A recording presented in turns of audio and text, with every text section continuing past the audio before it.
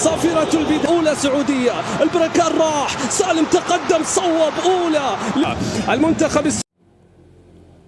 Muncul narasi-narasi yang mengatakan bahwa pertandingan timnas Indonesia versus Arab Saudi kemarin itu dijual.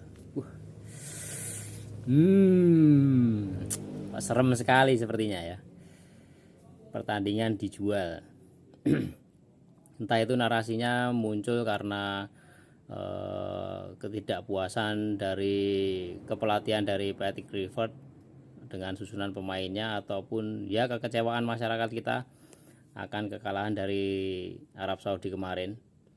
Tapi menarik juga kita bahas nih boy, ini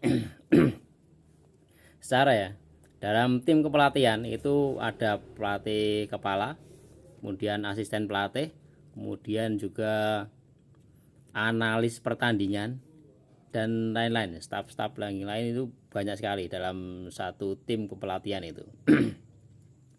Yang pertama, apabila pelatih kepala ini, menurut saya pribadi ya, apabila pelatih kepala itu mungkin tidak merespon ataupun belum merespon pertandingan yang terjadi, ini biasanya pada umumnya itu ada tim analis pertandingan ini yang memberikan masukan kepada kepala pelatihnya, pelatih utamanya. Kalau tidak, dari asisten pelatihnya ini memberikan masukan kepada pelatih kepalanya ini agar merubah pertandingan atau entah bagaimana. Yang pasti memberikan masukan kepada pelatih kepala situasi yang terjadi saat pertandingan. Nah, tapi apa yang terjadi? Sepertinya pertandingan kemarin tidak ada sama sekali. Tim analis pertandingannya di mana? Kemudian asisten pelatihnya ini di mana? Melihat kekacauan permainan timnas kita seperti itu, tidak segera direspon itu masuk akal apa enggak itu? Nah, mungkin narasi itu muncul karena itu tadi.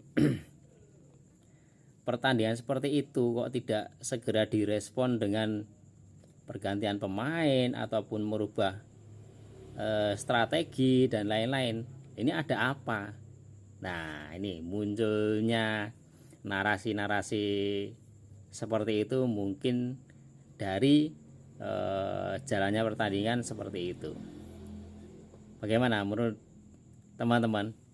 Apakah narasi itu hanya bersumber dari kekecewaan masyarakat, ataupun masuk akal juga apabila memang ada mafia yang bermain di belakangnya?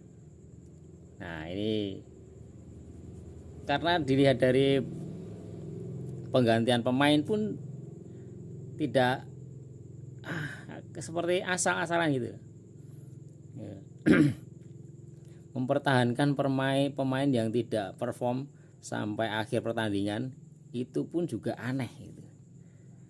Yang pertama yang tidak perform itu Mark Klok, terutama Mark Klok ini fatal sekali. Ini saya tidak menyalahkan Mark Kloknya, karena setiap pemain itu pasti mengalami pasang surut dalam permainan, itu pasti.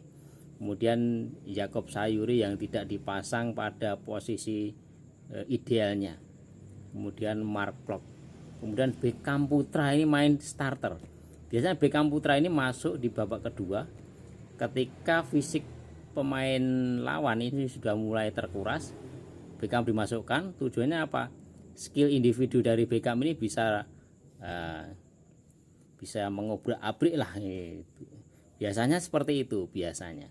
Tapi apa yang terjadi? Ya, kita sudah melihat pertandingan yang terjadi kemarin, hasilnya Indonesia harus kalah 2-3 dari Arab Saudi. Dan untungnya ini Martin Paes bermain luar biasa.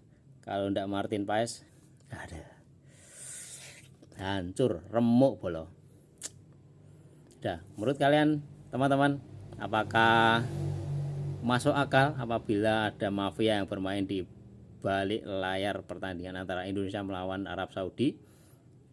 Ya, entah, saya juga tidak tahu. Ini hanya analisa dari para netizen seperti saya seperti ini, berotak-atik logika seperti ini, dan juga ya menanggapi narasi-narasi dan isu-isu yang beredar setelah pertandingan Indonesia melawan Arab Saudi kemarin. Bagaimana teman-teman? Silakan berkomentar di kolom komentar. Bagaimana menurut teman-teman, apakah memang pertandingan kemarin itu ada mafia yang bermain di belakangnya, atau memang murni ini dari Patrick Kluivertnya kurang masuk ini? Nah itu. Oke.